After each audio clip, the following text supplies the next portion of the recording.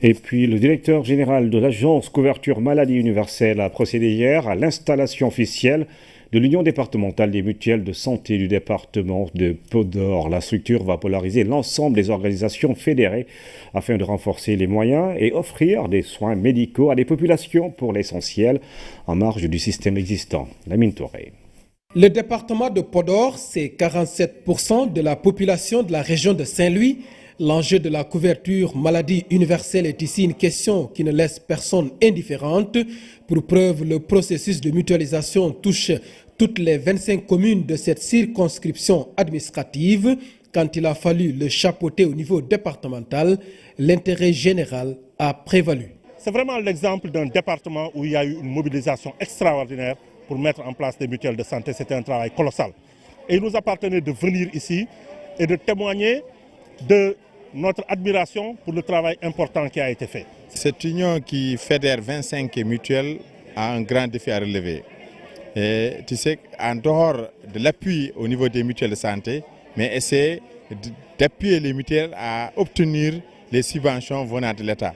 En venant installer officiellement l'Union départementale des mutuelles de santé de Podor, les autorités ont beaucoup insisté sur le rôle que l'organisation doit jouer auprès des bénéficiaires. L'Union départementale, c'est un niveau extrêmement important dans l'organisation des mutuelles de santé. Parce que chaque bénéficiaire de mutuelle doit cotiser 3 500 francs et l'État, pour chaque cotisation, apporte une subvention de 3 500. Mais les 3 500 francs de cotisation de chaque bénéficiaire sont gérés par la mutuelle de santé de base au niveau de la commune, qui contracte avec les postes de santé et le centre de santé. Donc la mutuelle de santé, avec ses 3 500 francs, multipliés par le nombre de bénéficiaires, paye pour les personnes qui sont malades au niveau des postes et centres de santé et couvre les 80%. Mais quand la personne est référée à l'hôpital, ici à l'hôpital de Ndioum ou à l'hôpital de Saint-Louis ou dans un autre hôpital, c'est l'union départementale qui prend le relais avec la subvention de 3 500 que l'État lui apporte. Dans cette dynamique, les collectivités locales sont appelées à accompagner cette initiative. Elle est bien définie dans l'acte 3 de la décentralisation du côté de l'administration territoriale. Des efforts importants ont été réalisés à la base. On a toujours été dans le processus de la mise en œuvre à côté des techniciens, des formateurs et toute bonne volonté qui s'est ajoutée là-dedans. Parce que nous savons que ça, c'est une politique de chef de l'État qui a un avantage particulier. J'en veux pour preuve seulement la couverture de la dialyse. Conformément aux directives du chef de l'État, 75% de la population cible doit être enrôlée dans le système d'ici fin 2017.